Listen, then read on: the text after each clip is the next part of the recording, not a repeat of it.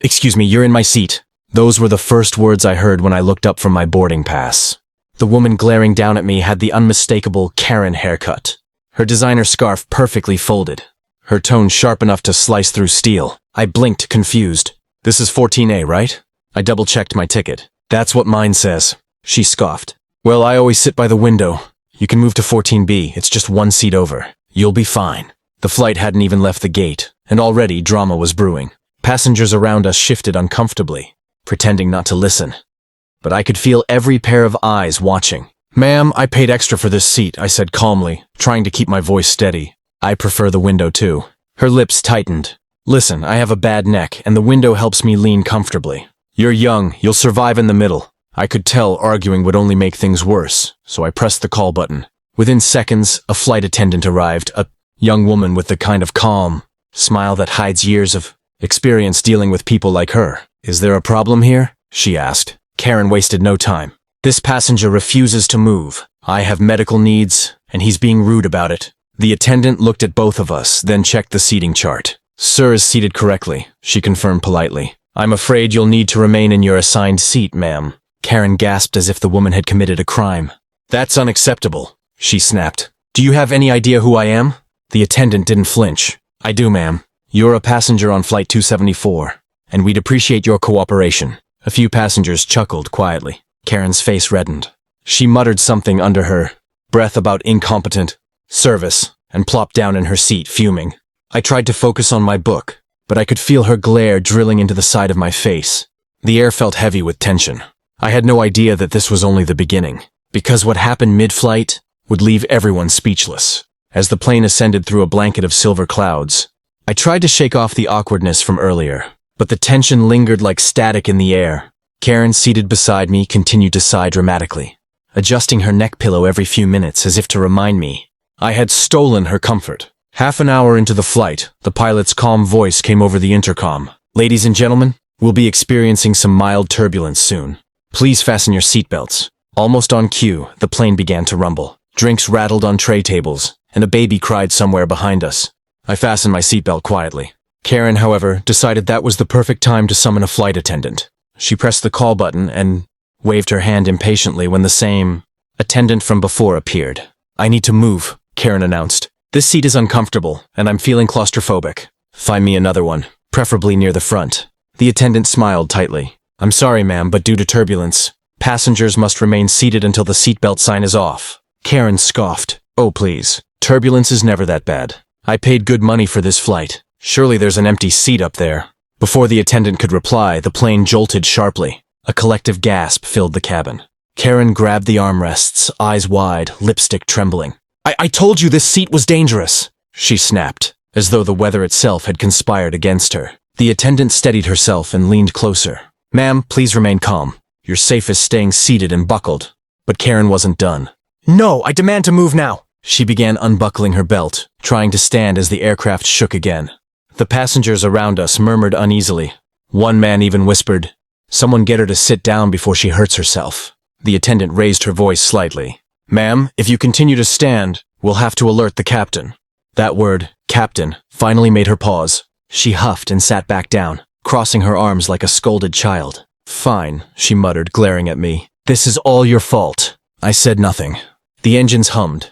The plane steadied, and eventually, the seatbelt sign turned off. The cabin relaxed, but I could sense the growing frustration of the crew. Karen had drawn attention to herself, and now everyone was watching. Little did any of us know. The pilot himself had heard everything, and soon he'd make an announcement that would turn the entire flight upside down. The cabin lights dimmed slightly as we leveled out at cruising altitude. The air was calm again, but the tension between me and Karen was anything but. She tapped her nails against the armrest, muttering under her breath about incompetent staff and people with no manners. The flight attendants moved through the aisles with practiced smiles, serving drinks and snacks. When they reached our row, I politely declined. Karen, however, pointed to my tray. "He'll have an apple juice," she said. The attendant blinked. "Excuse me?" Karen smiled tightly. "He looked thirsty. Might as well get him something since he took my window." My jaw dropped. "I can order for myself," I said, forcing a smile. Karen leaned closer. "You're welcome," she whispered, eyes glinting with smugness. The attendant's polite mask slipped for just a second, before she continued down the aisle. I thought that was the end of it. Until Karen suddenly snapped her fingers again. Miss, I'd like to file a complaint. The attendant turned back. Of course, ma'am. What seems to be the issue? This passenger, Karen said, pointing at me dramatically, has been rude, dismissive, and completely inconsiderate. I've been suffering the entire flight because of him. Gasps and murmurs rippled through nearby passengers. My cheeks burned. That's not true, I started, but Karen kept talking over me, her voice loud enough for half the cabin to hear. I expect to be compensated or reseated immediately, she continued, crossing her arms triumphantly. And if I'm not, I'll be contacting the airline's corporate office myself. The attendant sighed softly. Ma'am, I'll inform the captain that there's a passenger concern. Karen smirked, clearly pleased with herself. I looked down, frustrated and embarrassed. But moments later, the intercom beeped, once, twice. Then came the steady, confident voice of the pilot. Ladies and gentlemen, this is your captain speaking. We've received notice of a special seating concern in row 14. A few passengers chuckled. Karen straightened up proudly, certain he was speaking for her. The captain continued. We'd like to remind everyone that all passengers paid for their assigned seats, and our crew will ensure fairness and respect for all. Any attempts to bully, harass, or falsely accuse fellow passengers will not be tolerated. Thank you for your cooperation. The plane erupted in laughter. Karen froze, her face turning crimson. Her triumphant smirk melted into silent humiliation. She didn't say another word for the rest of the flight. But the story wasn't over yet. Because when we landed, karma delivered one final twist. When the plane touched down, there was a quiet ripple of relief. The turbulence had passed, the laughter had faded, and passengers began gathering their belongings.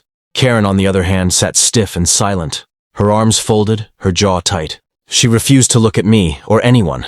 As the engines powered down and the seatbelt sign turned off, the flight attendant's voice filled the cabin. Ladies and gentlemen, welcome to Denver. Please remain seated until we reach the gate. Karen immediately unbuckled. Finally, she muttered, standing before anyone else. She opened the overhead bin, yanking out her oversized designer bag with unnecessary force. It nearly hit a man sitting across the aisle. Ma'am, please be careful, the attendant warned gently. Karen rolled her eyes.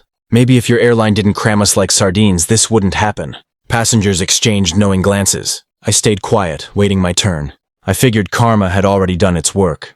She'd been humiliated mid-flight, but fate had one last laugh waiting. As Karen stormed down the aisle, she stopped at the door to confront the head flight attendant one last time. I want your full name, she demanded, and your supervisor's number. I'll be filing a serious complaint about your so-called professionalism. The attendant remained perfectly calm. Of course, ma'am. You can speak directly to our captain. He's waiting just outside. Karen's eyes lit up. Perfect. Maybe he will actually listen. She marched forward, heels clacking dramatically. The rest of us watched, curiosity buzzing through the cabin. The door opened, and there stood the pilot, tall, composed, and unmistakably confident. Ma'am, he said politely. I understand you wanted to speak with me? Karen straightened her posture, suddenly all charm. Yes, Captain. I've been mistreated by your staff and forced to sit in an uncomfortable seat because a young man refused to move. I expect compensation. The captain smiled faintly. Ah, you must be the passenger from row 14. I actually heard everything. Our cabin is equipped with intercom monitors for safety. Karen blinked. You heard? He nodded, loud and clear. And after reviewing the situation, I'll be noting in our report that you were the disruptive passenger on this flight. The color drained from her face. What? You can't do that! Oh, I can, he said evenly. And as per airline policy, I'll also have to inform gate security before you exit the terminal. Gasps filled the doorway. Karen stammered, searching for words, but none came. The same passengers she'd looked down on now watched her, amused, satisfied. As I walked past her, I caught the faintest whisper from the pilot. Next time, ma'am, stay in your assigned seat. And with that, justice took flight. One announcement, one unforgettable lesson at 30,000 feet. And that's how one pilot turned a simple seat drama into pure karma. What do you think? Was I right to stay firm, or should I have moved? Comment below, hit like and subscribe for more real-life Karen moments. See you in the next story.